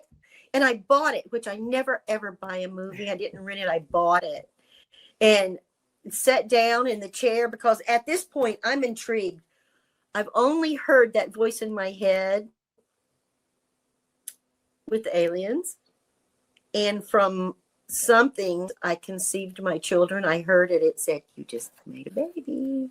And it was so obvious. That was a female voice, but this was not a female voice that said UFO movie. And so I'm curious by then, like, where did that come from? Because I literally looked around the room. This is too weird. And because it hadn't happened in a while. But I did notice that after the divorce and all, I was so uptight and it kind of lost my magic. And my magic was coming back. My intuition was coming back. I would see things and hear things and be so delighted that you hear that when I know that they didn't. Or I wanted to say, did you see that? And I knew nobody would. So all that was coming back. And so I sit down in my chair, the same chair I'm sitting in right now, and hit the play. And there's John's face. And 17 seconds in, I literally just rolled out of my chair onto the floor in the fetal position. Holy shit. What is this about? That's exactly how that moment happened. What is this? Am I crazy? Because what he said is that the government's known about this for all these years, and that personally, he was tired of having to lie about it to cover up parts of his life. And when he said that, it was like, all parts of me. The time is now. This is a call to arms, Susan. Finally, just work on it. figure it out. What went on? I don't have to worry about my family, the government coming into my home, weird phone calls, people wanting in my business. I didn't have to worry about any of that anymore. And now's the time. And I felt such a freedom. The fact that I could finally investigate this, and I didn't know what to do except 2 days later. It took me 2 days. I was still working on my fairy house and my art. 2 days later, I went on and I found John Yost on Facebook and I friended him. And he came up right back and he friended me back, which I was kind of surprised. He didn't know me from Adam. And then I saw him on one day and I went to the, where the little phone call on Facebook, and I called him because I saw him on. I am not a person to, like, nobody's a celebrity to me. Everybody's talented in their own way. So I'm not a celeb, kind of person. I'm not when people are overly impressed with themselves, especially. So the thought that I would just call John after he's the producer of this movie, and he answered, and I said, there he is. And I said, John, my name is Susan Alloway, and I just watched your film, and I don't know what to do with this, and I need some help. And I bet you didn't know that this was going to happen when you made this movie, but it's happening. And something in there just injected is now. And he was like, whoa. So we talked about the movie, and then he sent me to Deb Shakti, who was in the movie and was his therapist. And I contacted Deb right away. And then I had a hypnosis session for 4 hours. I was under for about 2.5. And everything, the shoe, which we hadn't even discussed. Deb knew nothing about the shoe. It's so amazing how that came up in my foot when I was up with the blue egg-shaped UFO in the desert. That explained so much. It was just a quick watch the shoe fall off my foot, and I was in the air. And it was a realization. And when I was watching the movie, I was watching the film where she sends you the video of when you're under hypnosis. And I just screamed out, the shoe! The shoe! And I was looking like this, like I was looking for my shoe because I saw it in my head. It was a really exciting moment. But everything happened that night. I relived in my head and got all the extra little details. And that was all pretty fascinating when you go back and do that. But in the meantime, after Deb's, I had looked for years. Can I ask you a question? And I apologize. Yeah. I'm just fascinated by this one part. So tell us what you remember about going up, because we left the story when you were going up into the ship. And then I woke up in the diner. Okay, right. So but Deb's helped you remember what happened in the ship. Yeah. I literally put myself in a bubble and transported to that exact part to where we got out of the car and watched it. And I had remembered grabbing with my left arm, grabbing Karen, who was left of me, just like you would, like a sack of potatoes, groceries, in the spare seat. You hit your brake and then everything spills. Well, I had that feeling, and I remember having that feeling and swooping and grabbing onto Karen. And that's because we were going up into the ship. We were just raised right up. I don't remember the car, but I remember Karen up in that light. And I remember them telling me she was with me, but I couldn't see her. But I knew, in my intuition, I knew she was behind me somewhere. And it was so weird because there's no corners, there's no walls, there's no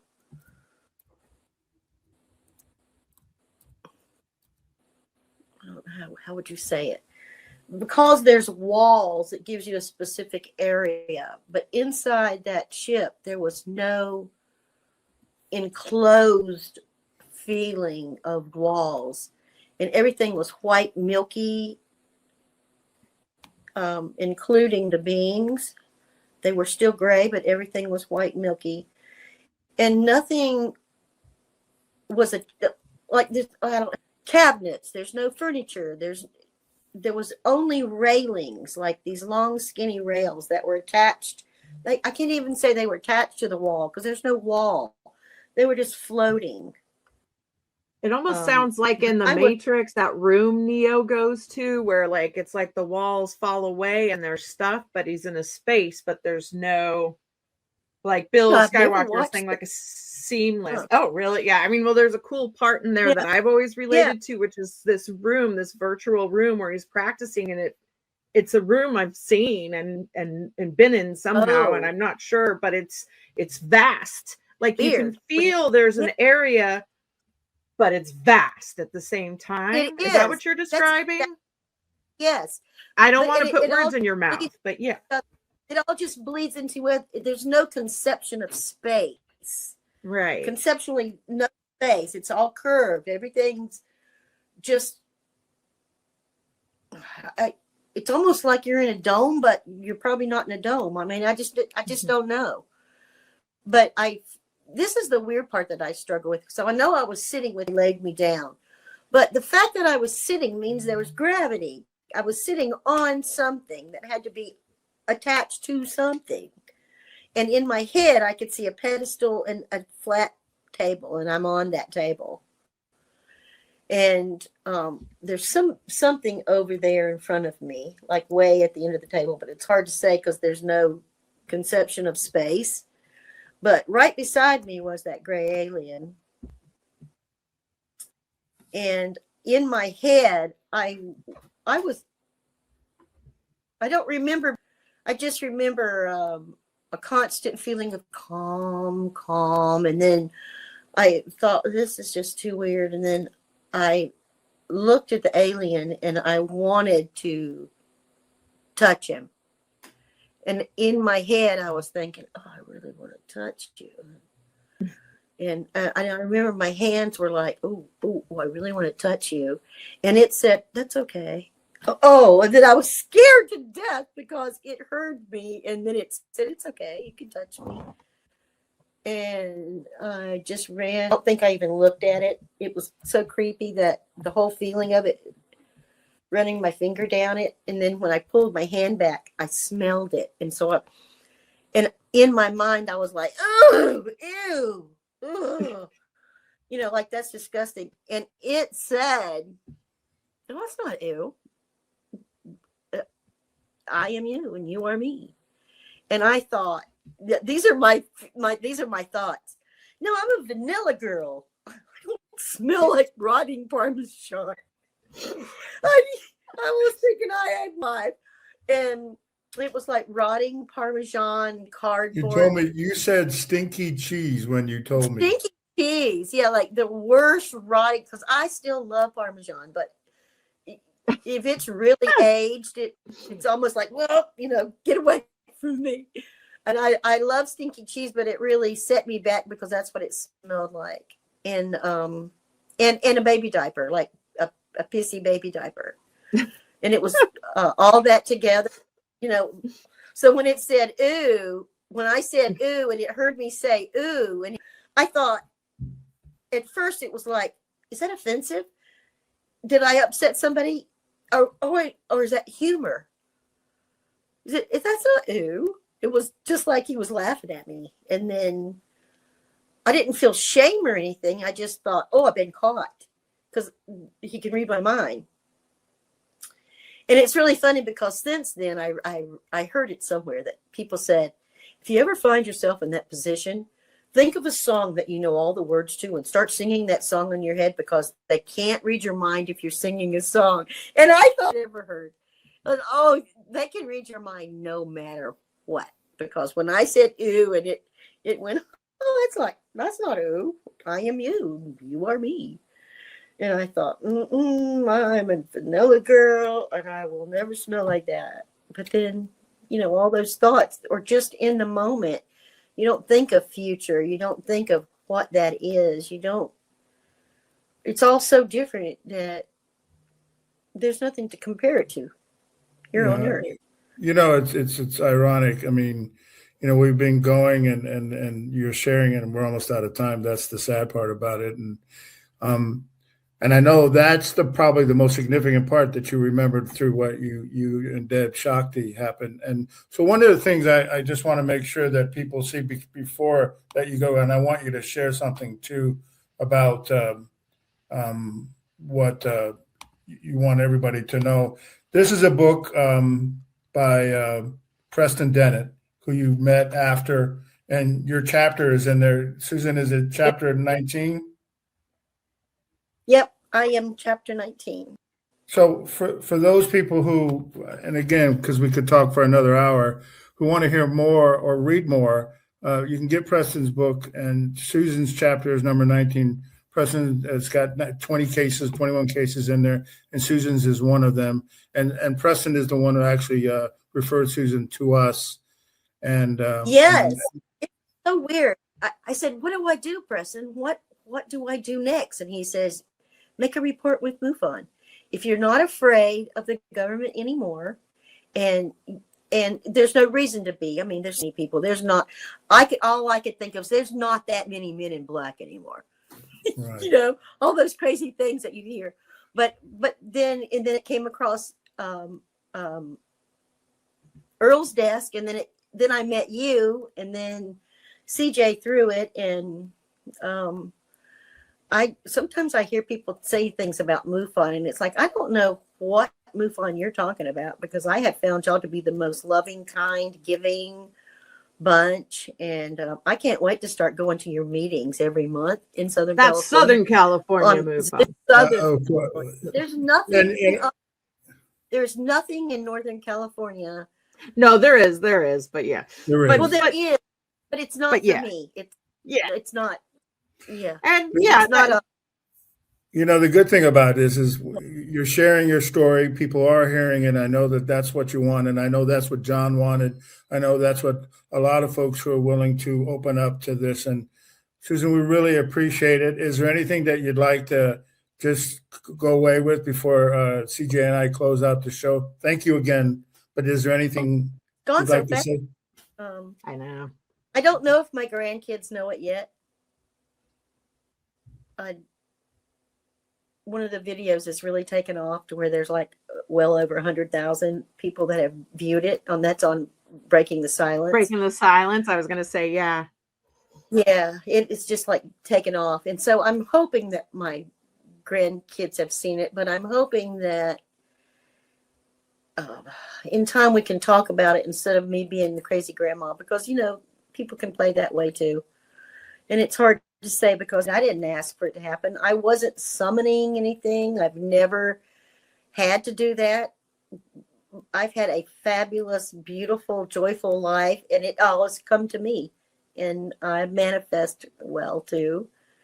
But I still to this day don't go looking, because I still see, and you both will understand, sometimes when you see, that they see you too. And I'm very aware of that. Doesn't happen every time, but sometimes feels special still. And I just try to let my intuition show me what I need, and I'm really glad I've had the people around me that have been such great instructors, like Earl and Preston and Debs and both of you, because I've not stepped in any poop in this field. Well, you said Breaking the Silence, Steve Neal's case that you're talking about, the 100,000 views. But we can catch you there, and we can catch you in Preston's book. We got to go because we're running out of time, and I apologize. Thank you, Susan, for being a part of it, and thank you for sharing your story with everybody. Thank you both for having me here and making me feel so comfortable, because I was nervous as heck before this started. Whew. Well, CJ and I are going to close out the show, so thank you very much, Susan. Okay, CJ, I'm hoping that you're going to be at Contact in the Desert this next year. I got my hotel room, girl. I got my hotel room. Boom, boom. Okay, we'll see you there. We're going to. Okay, I'll see you there for sure. There too. Yes. Okay.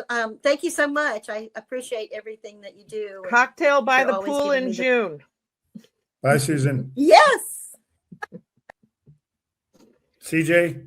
Yeah, I know we got to wrap up. I just want to say, look, guys, there are no experts when it comes to UFOs. Anyone who says to you, I can tell you who they are, why they're here, and what they're doing is a liar. Do not listen to them. Run the other way. But there are a lot of great podcasts out there. And quickly, I just wanted to mention the Leto Files this past week or a few weeks ago when you're listening to this. There is a case that's titled 45-year hospice nurse, dying kid saw the same thin-headed beings. It is a fantastic episode. I really recommend that you go and listen. And the Leto Files in general, I find to be a very reputable. He's just interviewing people and looking for the truth, just like we are. So check out that podcast and listen to that nurse, because he has an amazing, amazing story. And thanks for listening today. Hey, everybody, if you want to find the secrets of the universe, think in terms of energy, frequency, and vibration. Take care, everybody.